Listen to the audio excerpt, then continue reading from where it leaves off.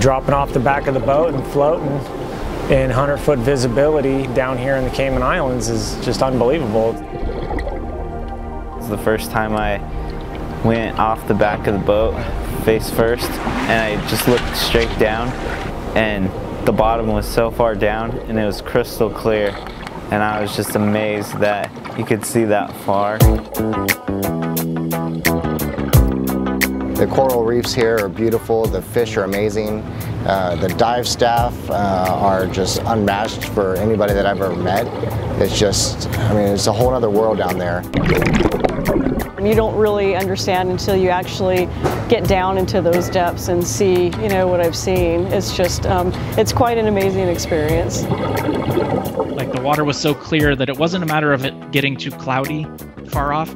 You run into too much coral and you just can't see beyond that. And I mean, for that 51 minutes, you don't feel like you're paralyzed. You're just cruising like every other diver, except for I don't have fins on.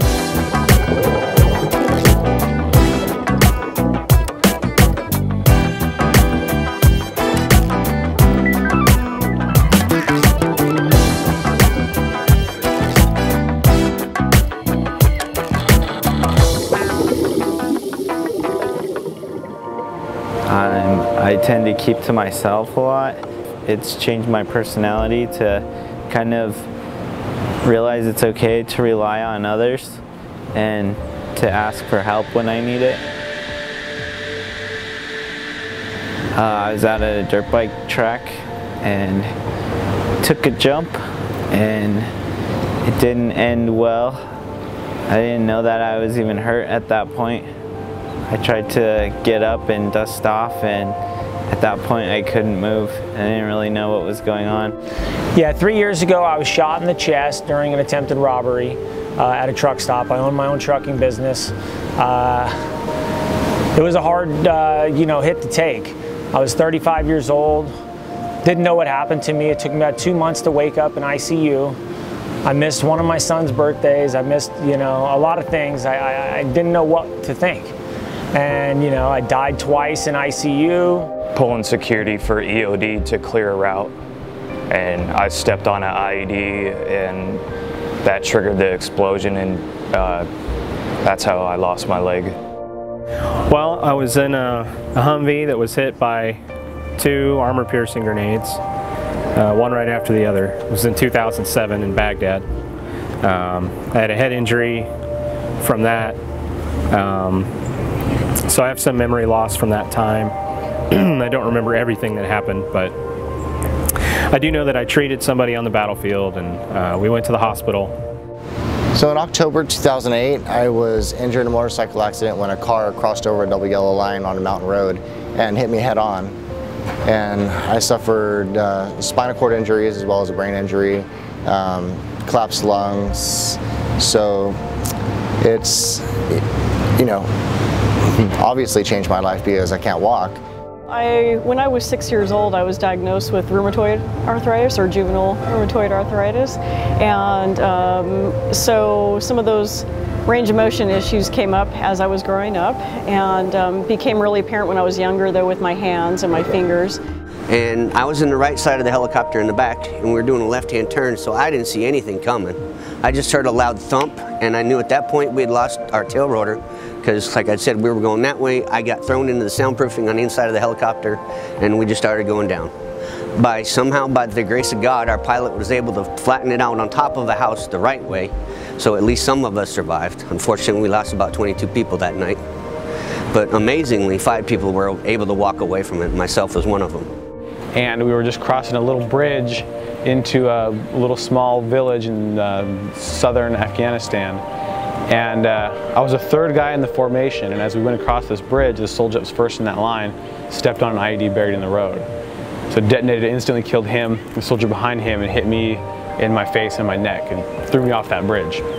I remember being in the water. I remember somebody pulling me out, talking to the medic, hearing lots of gunfire, but I was so disoriented and it didn't really click until a week and a half later when I woke up in the hospital. And the first thing I clearly remember there was a doctor telling me that I was never going to see again.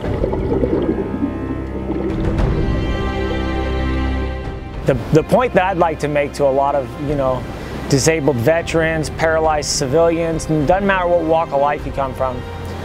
Just don't give up and stay positive, because negativity just leads to more negativity, which leads to depression, and events like this change people's lives.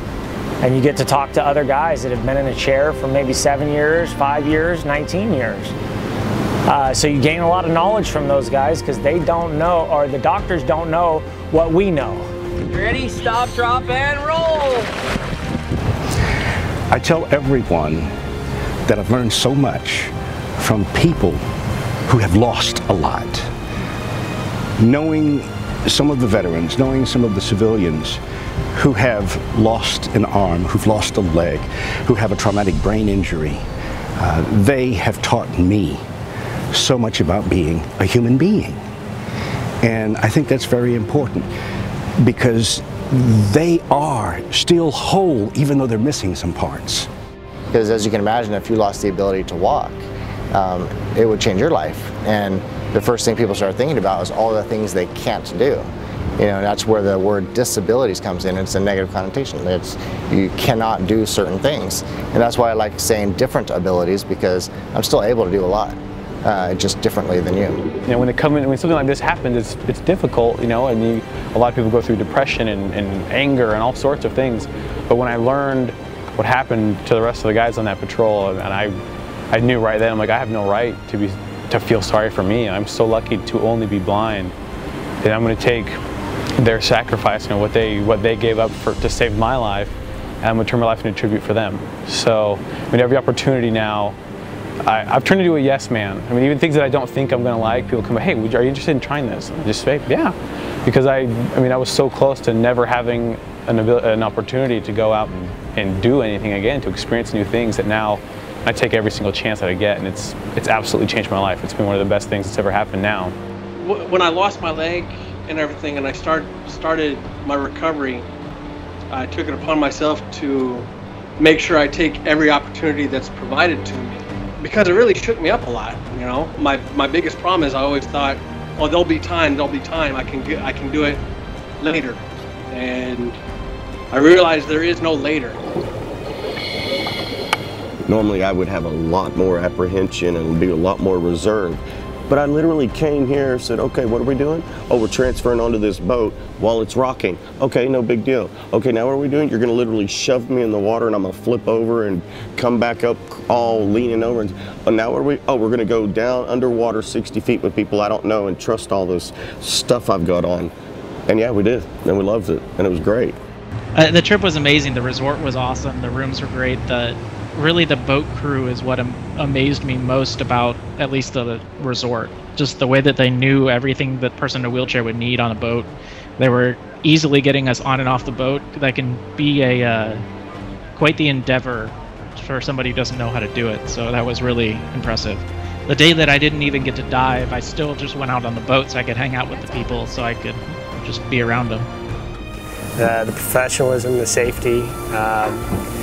This year, 10 years in, I think it was pretty awesome. And I think the combination between new and experienced was right there. The boat I was on was perfect. It was so easy and fun. You know, to the donors and all the people that supported this organization, I want to say thank you 1,000 times. Everywhere from the airport all the way to the resort people and our dive pirates. I mean, it's life-changing. This isn't just a trip to go scuba diving. This is a life-changing opportunity. You know, meeting new people, doing a new activity that it's changed my life not only as an activity level based, but I'm pain-free when I'm underneath the which is something I haven't experienced in almost 6 years. For a while, I mean, the week before, 3 days before I think the flight was supposed to leave, I wasn't sure if I was going to be able to make it. And here I am.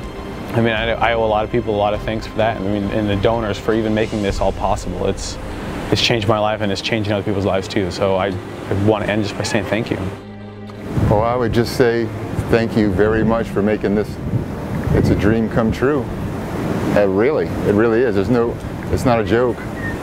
I couldn't have done it myself, which is okay, but maybe in the future, because that's always possible.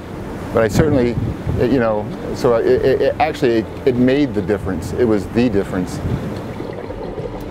Honestly, when I think about it, it almost brings me to tears because I never thought, honestly, I never thought this would have been a possibility for me. And it takes a lot of people to come together to kind of help, to understand what people's limitations are and kind of how to work with that.